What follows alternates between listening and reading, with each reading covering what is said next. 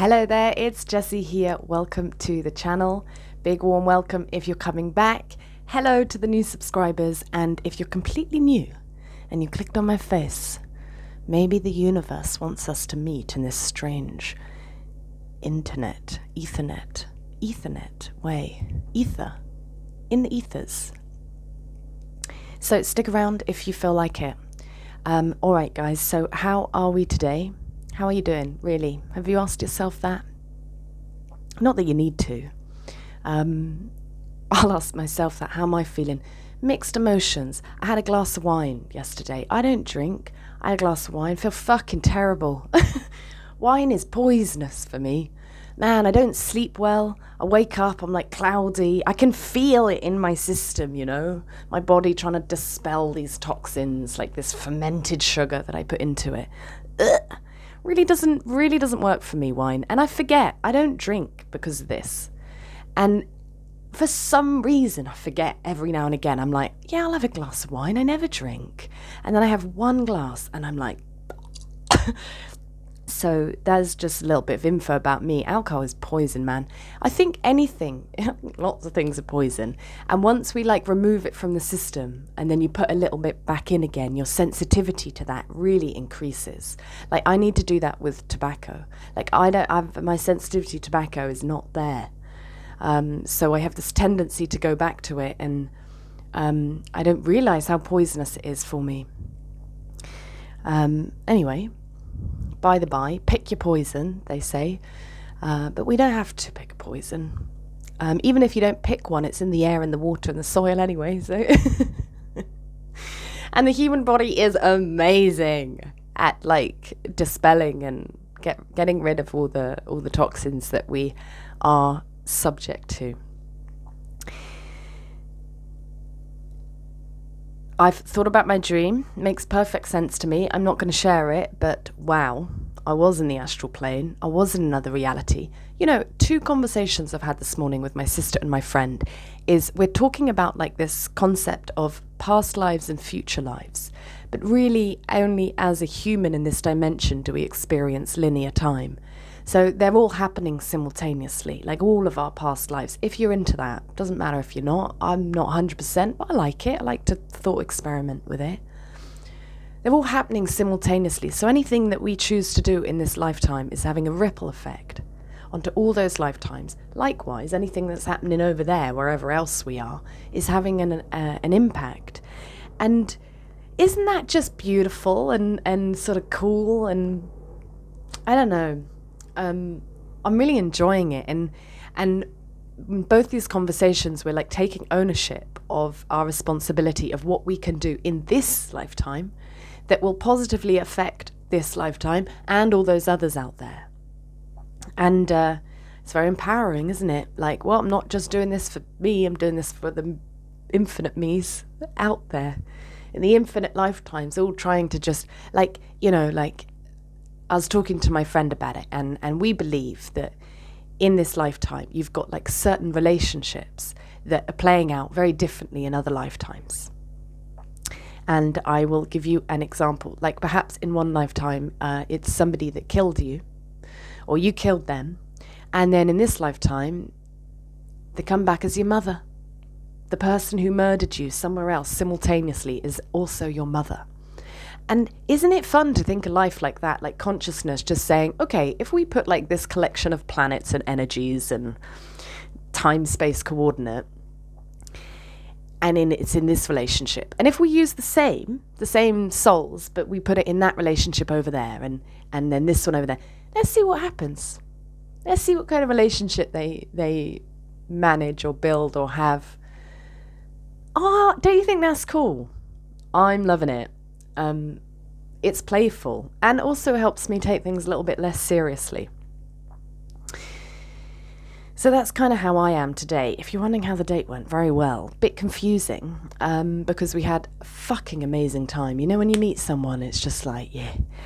And then there was also a lot of sexual tension, and at the end of the date, we talked about it. I was so clearly we get on as friends, but are you feeling anything more? And he was like, my God, yeah, I've had urges to kiss you. And I was like, oh, thank God, me too. And then we're talking about that. Like, what do we do about this? Since you're not in a position to have a relationship right now, what do we do with the sexual tension? And as we're talking about it and looking in each other's eyes, of course, what happened? He was like, so can I kiss you? I was like, I don't know, can you? I felt like a kid again. And it was like, should we kiss? Are we allowed to kiss? And then we kissed, and it was, oh my God. Like, I really like being close to this man. It feels very good to be close to him, and I really enjoyed it, and him too. And so it went a little bit that way. I wake up today with a message from him being like, oh God, what have I done? And he's super concerned about me getting hurt in this situation, which in one respect, I'm like, because he loved me. You know, when we love someone, we really, really care for their well-being, and we do feel partly responsible for their well-being. Like, we choose to be responsible for their well-being. That's beautiful, isn't it? Like, love is just care. It's like, oh. And he's really worried about me getting hurt. And he's like, maybe I need to practice more self-restraint so you don't get hurt. And as much as I like that he's looking out for me and he cares for me and he wants to take responsibility for that, I'm also like, back off, buddy, it's my life. Like, who are you to say that I'm going to get hurt? And this is my pride, and I have pride. But that is kind of my response right now. Like, it's not actually we're not in a relationship. You're not responsible for how I feel.